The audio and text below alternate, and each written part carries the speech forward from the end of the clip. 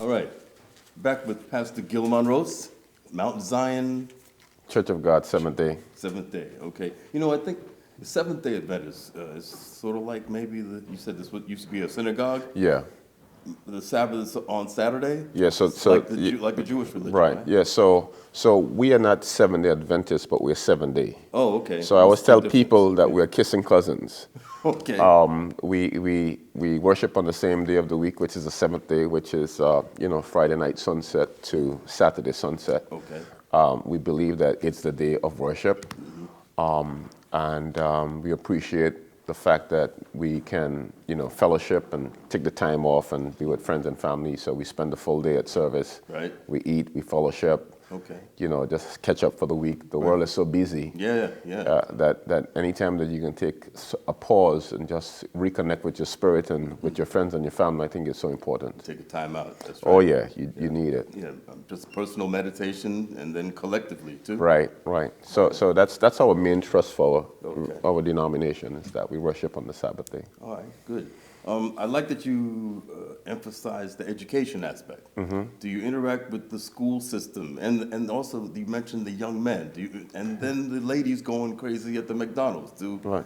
How do you see the role of, incorporating the young ladies, retraining values, getting back to traditional things?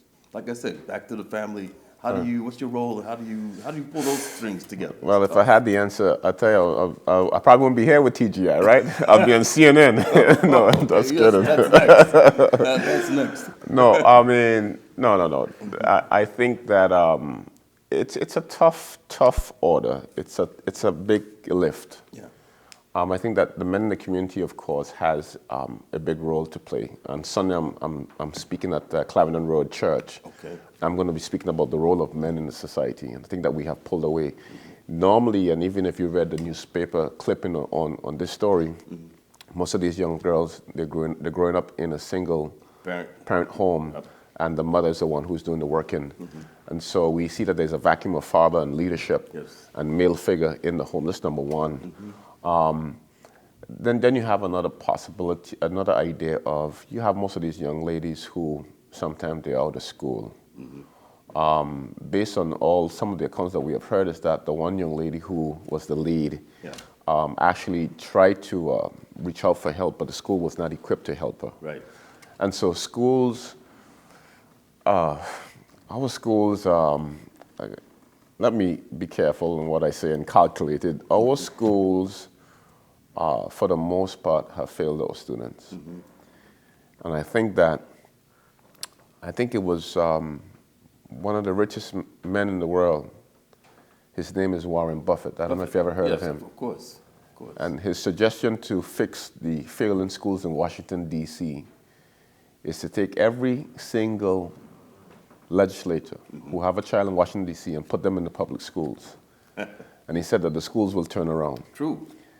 And so the problem that you have is that you have a system, even in Brooklyn, in this area, that you have 3 schools in a building.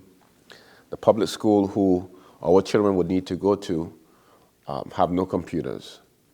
Then the second level will be a charter school, and they'll have all the computers. And so there's a disconnect, and there's a education segregation that we're seeing. And I think that how you deal with it is that you have to get back to the basic of teaching children, putting back music in school and arts. I did music in school, I did sports in school. And it helps you. That's right. And so, so we have a lot of work to do. And so what you saw on the video is our problem. It's not just their problem. And if you lock up those girls for 20 and 25 years, it solves nothing in our community. Oh, true. And so what we need to do, we need to go back, and we have to take a step back and say, how could we be part of the change? And it takes, again, men taking on the responsibility. I'm talking about black men. Okay. I'm talking about the schools really working to develop. There's this thing they call turnaround schools. You should never have the word turnaround with schools together. Yeah. All schools should be on the path to success, having young minority young black men and black women, young Latino children in a school that they're not going to fail. It's not set up to fail, but it's set up to really help them to graduate. Yeah. And so we have a problem. And once we start to recognize, I don't know if you've ever been to the schools, but the schools, we need a lot of work in our schools. Not in many years. I used to be, and maybe they don't have this anymore, an attendance teacher, which is a euphemism for truant officer. You said the girls are out of school. And in Mount Vernon, I would go out and round them up, or at least let them know there's somebody trying to round them up. Right. And some would come back with at least there was some kind of a consequence, Right. From the time I grew up in the public school system in New York in the 60s, there was just one school, one deal every school. Right. Now, with all this other stuff going on, Right. I see what you mean. And so sometimes it works, I'm not saying that I have the solution, but when you have the problem, when you see the problem, you have to then say, well, let's see how we can fix it. Yeah.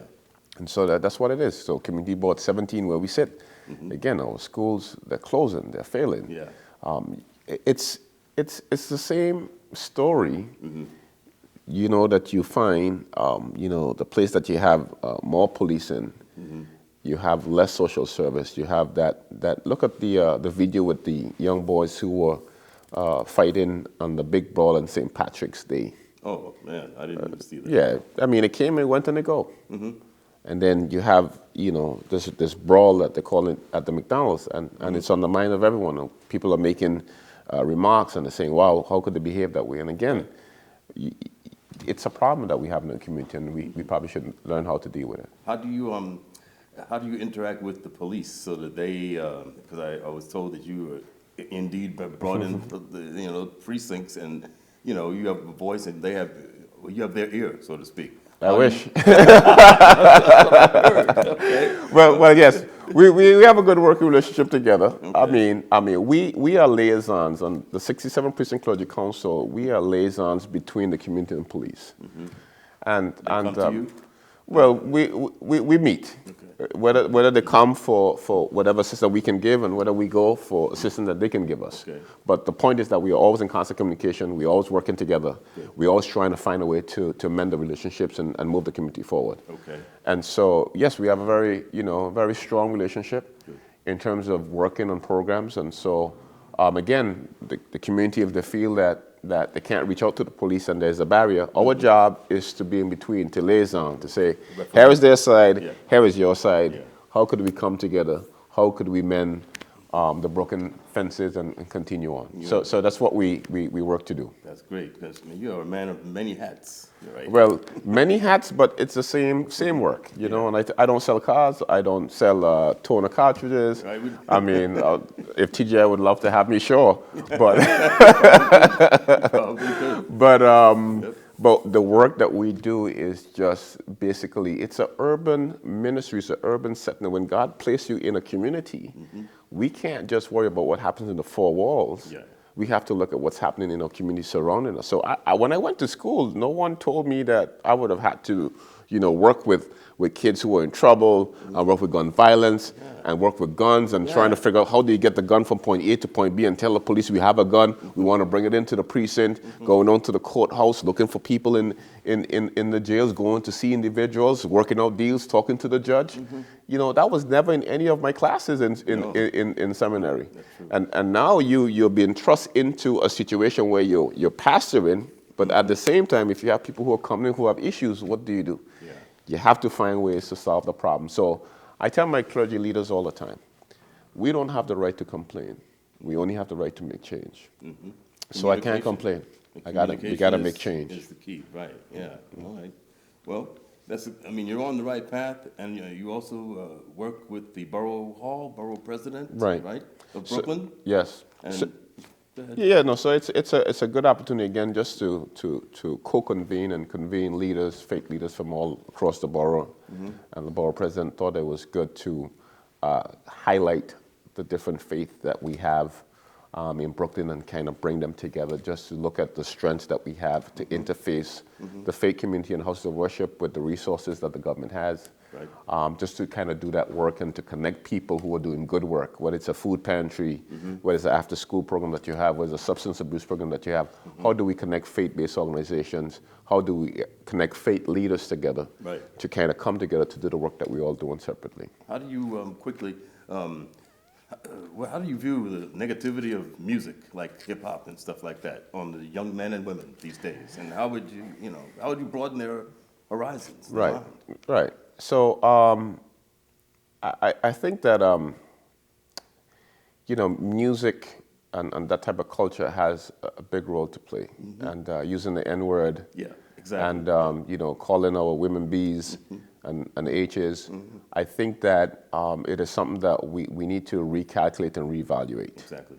And when you look at the civil rights movement in the 1960s, when you look at the Voting Act, when you look at all the different aspects of the Freedom Riders, if you look at those of you who are new and you look at the movie Selma, but you have never heard of anything, you can have a sense as to what was the struggle for the blacks at that point in time in America to really be on equal footing. And I think that now that we're free, we're actually enslaving ourselves by just the things that we're doing in terms of our mindset. Okay. So I'm hoping that people, I don't want to call the names because they don't call my name, but all the hip hop stars, I mean, I hope that they could give some funding to organizations who are on the ground doing great work. Like your academy, for Well, example. yeah. I mean, sure, if like I said, I don't want to call the names, but if certain one of the, who You know who you are. if they can come up and they can, sponsor young people, like if you saw that video and you say, well, how could I help? Well, how could you help is that you just got to do some research and find who's on the ground, who's doing good work. Right. Just who's doing good work. That's great publicity anyway. Yeah, and support and help them. But hip hop, they have a role to play. Yeah. And I know that there was like a hip hop summit a few years ago. Yeah. I don't know what really happened to it, but hey, if they want really good advice and they would like to listen to someone who is not nationally known, they can come to me and we can definitely talk about that. It's a great idea. Yeah. All right. We're coming to the end of our segment here with you, Pastor. We probably could sit here and talk like, I know. until the nighttime. It's great, being here with you. Thank you. I congratulate on the award that you're getting at the trade show on April 15th. Right. I'll keep in touch. Yes, we will. Thank you again. And this is Naphtali Live on location in Mount Zion with Pastor Gil Monrose and over the TGI Office Automation Video Network. Thank you very much. Thank you, sir. Thank you. Appreciate it. Thank you.